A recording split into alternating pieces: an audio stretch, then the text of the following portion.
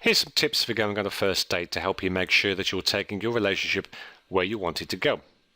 Number 1, take her somewhere that you go often. You'll give yourself a lot of credibility and value if you take her to a place where everyone knows you.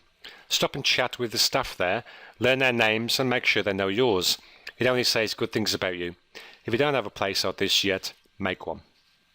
Number 2, take her to an interesting restaurant. It's a lot more fun to go eat sushi or some type of authentic ethnic food than just going to a more common restaurant. You don't want it to be so interesting that there's always something crazy going on and you can't talk to her, but just make sure it's a little different. Number 3, relax. The more you relax and show that you're comfortable, the more your date will relax too. If you feel like you're getting nervous or tense, just take a deep breath, relax your shoulder muscles and smile. Just focus on having a good time.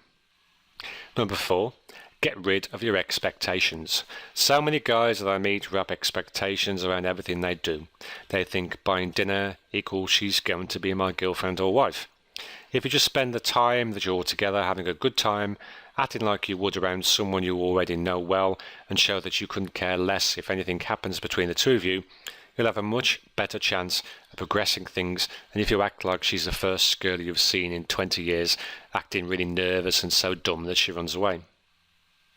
Number 5, don't talk about normal boring topics or guy topics if you want to be like every other boring guy out there. Talk about what job she has, where she's gone to or goes to college.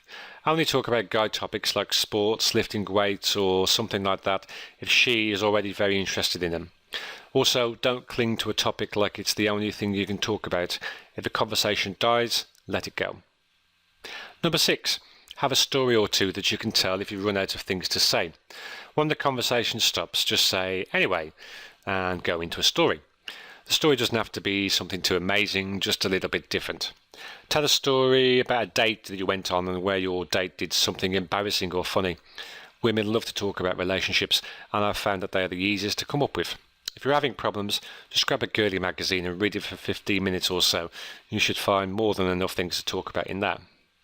Number 7, know a little bit about a lot of things. Now you can ask me almost anything, and I'll probably know enough about it to talk for at least 5 minutes. The more you know about, the easier it will be to hold conversations on just about any topic. Number 8, if your date wants to talk, listen to her. People like to talk and get the feeling that what they have to say is important. This doesn't mean that you should ask her endless questions trying to get her to talk. If she's not talking, feel free to, but don't interrupt her if she is. Number 9, don't try to impress your date.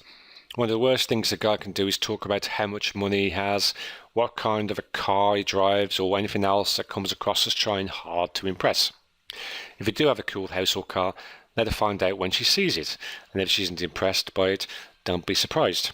You're much better off by just being a relaxed, fun, cool guy than you are trying to impress her. And finally, number 10, have a plan. You should have your date planned in advance, and although you should have it planned, you should also be flexible. If something comes up that could be a lot of fun, don't be so rigid that you can't change plans. Your plan should be more of a guideline so that you always have something to do.